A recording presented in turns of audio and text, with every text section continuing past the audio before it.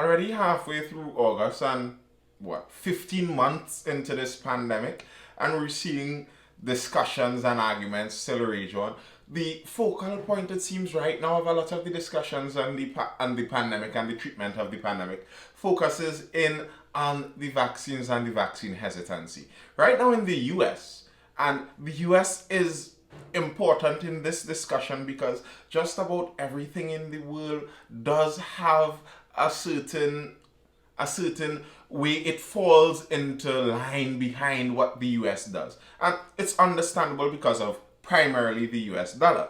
If you're pegged to the US dollar, if you're based on this US dollar to get oil, you need to have the US dollar to buy oil. And if you need oil in your country, you need US dollars. So we're all tied to the US system and that. And right now in the US, they're having a bit of a difficulty because there's an argument where some are making it seem like a lot of the hesitancy for the jab is coming from one particular political direction, being on the right wing side. But the problem right now seems to be that a lot of the black people in the US show this hesitancy. And historically, if you check the polls, if you check the general turnout of elections over there, those aren't the typical right wing voters. So the hesitancy that they're seeing is obviously not lining up with the political narrative that is being pushed. And I think that shows a lot of the problem we're having in this pandemic right now, with the hesitancy itself and with the lack of trust in almost all the different authority figures and groups and organizations. Because what we're suffering with is a lot of people are noticing the political motives of a lot of these groups. When the media comes out and they're saying that the hesitancy is based on a political reason, and you could look for yourself and you're seeing people that are hesitant, and the reason that they have has nothing to do with anything that is being said there. You could understand that disconnect, that dissonance that you have there between the media and the reality gives that distrust. And when you have that distrust that is being built for so long, how do you expect it to just be broken in quick time? And then that trickles down to the rest of the world, to all the smaller countries, all the smaller islands. The same distrust in these large organizations is what a lot of these smaller islands are facing, these smaller countries are facing.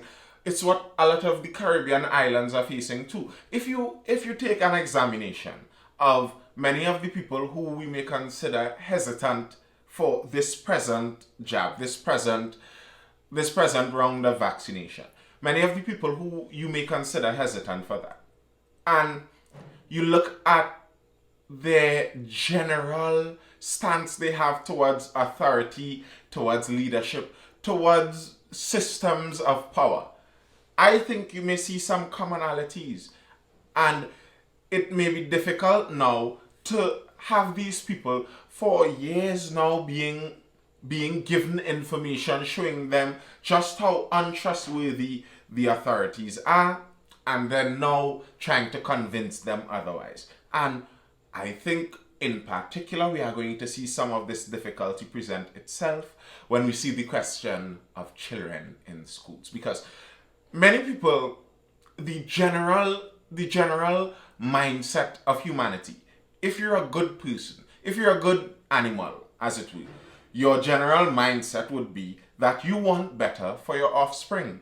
That's what motivates many people. You may have some more new abstract motivation, something bigger than that. But if you're looking at just the biological imperatives, as it were, what pushes someone at that core level, it's to reproduce and carry on. So if you want to see the test of someone's trust, it's to see how much they trust you with their offspring. And now we're seeing in Trinidad that we are reaching a phase where some of these questions are being brought to light. And what are the answers going to be?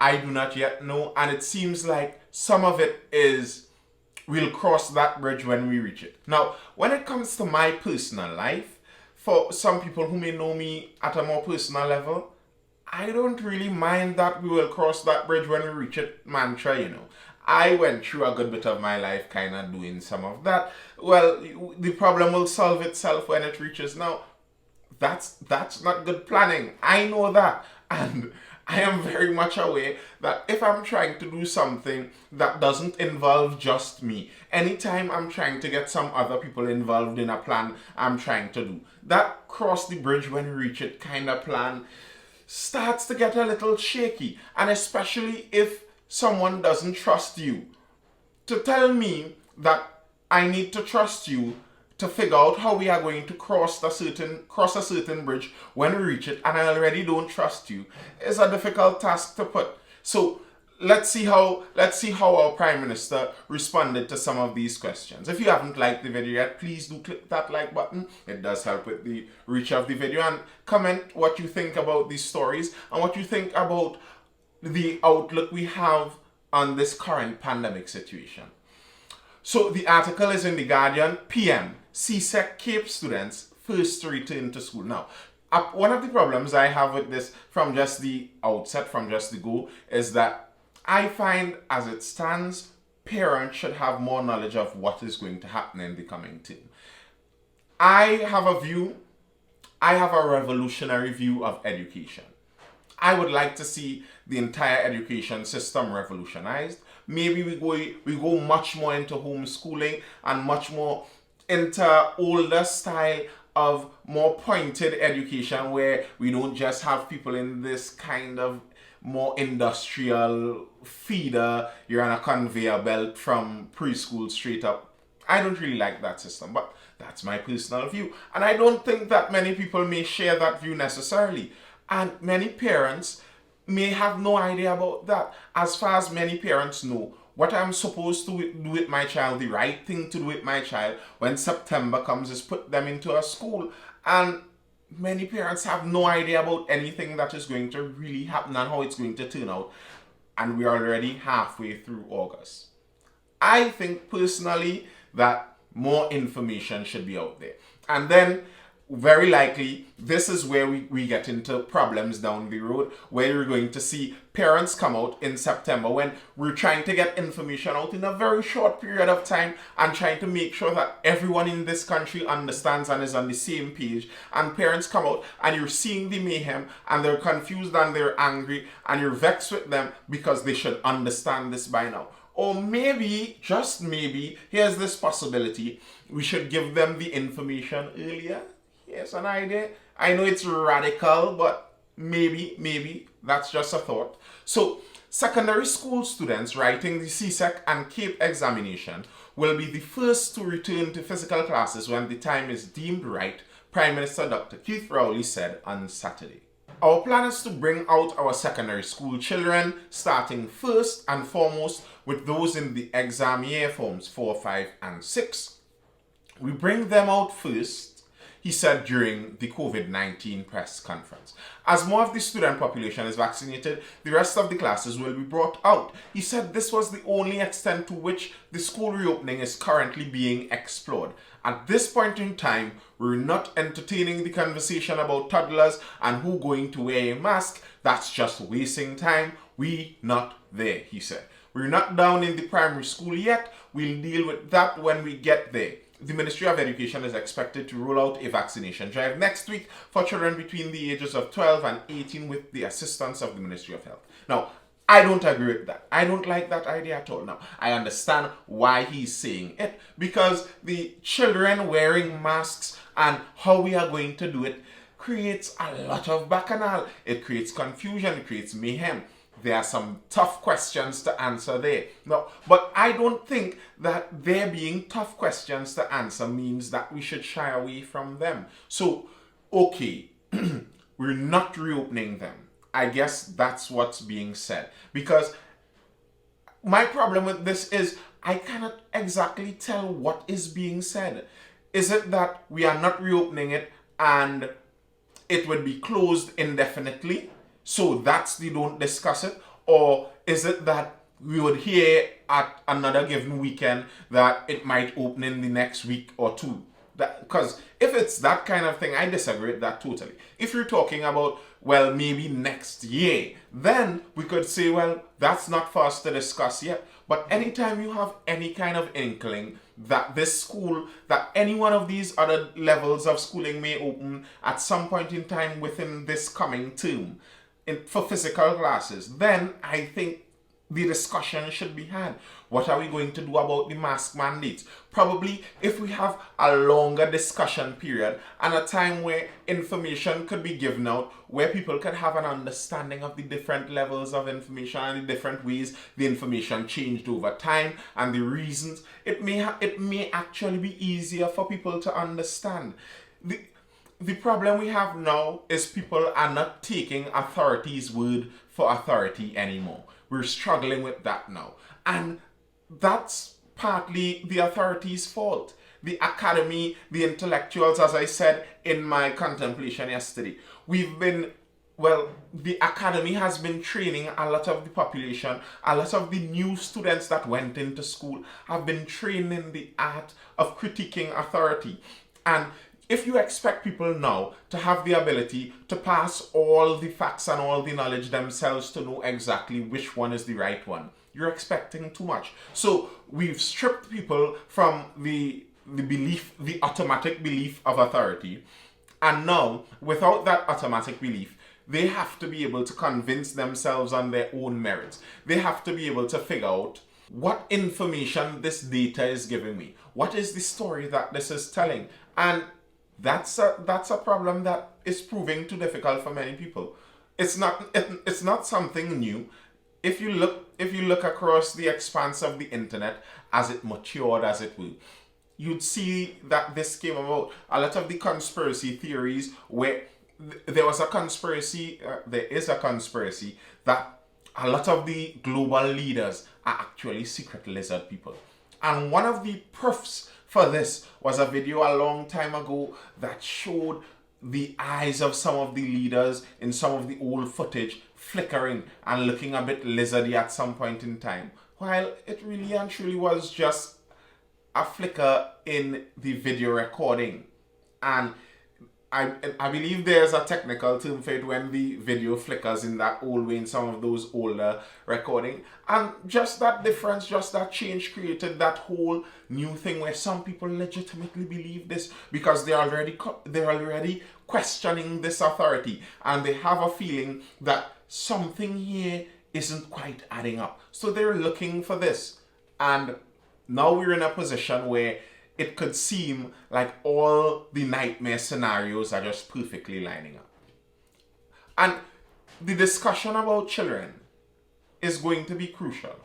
The virus in the earlies, before these new variants, part of the reasoning behind a lot of the distance between the children and some of the discussion to do with the pandemic was the virus really wasn't affecting the young at all. But now, there seems to be some new information, especially coming out with the Delta variant, that seems to be suggesting it is affecting children. And it's affecting them more than previously expected. Children hospitalized with COVID-19 in US hits a record number. The number of children hospitalized with COVID-19 in the United States hit a record high of just over 1,900 on Saturday, as hospitals across the South were stretched to capacity, fighting outbreaks caused by the highly transmissible Delta variant. The Delta variant, which is rapidly spreading among mostly unvaccinated portion of the US population, has caused hospitalizations to spike in recent weeks, driving up the number of pediatric hospitalizations to 1,902 on Saturday, according to data from the US Department of Health and Human Services. Children currently make up about 2.4% of the nation's COVID-19 hospitalizations. Now, that's a problem. The number of children being infected is increasing. But it still seems to be noted that many of them aren't dying. Now, I do not want to sound like the argument where some people are saying, well, we have to die and who have to die will die, and I'm careful how that is being said.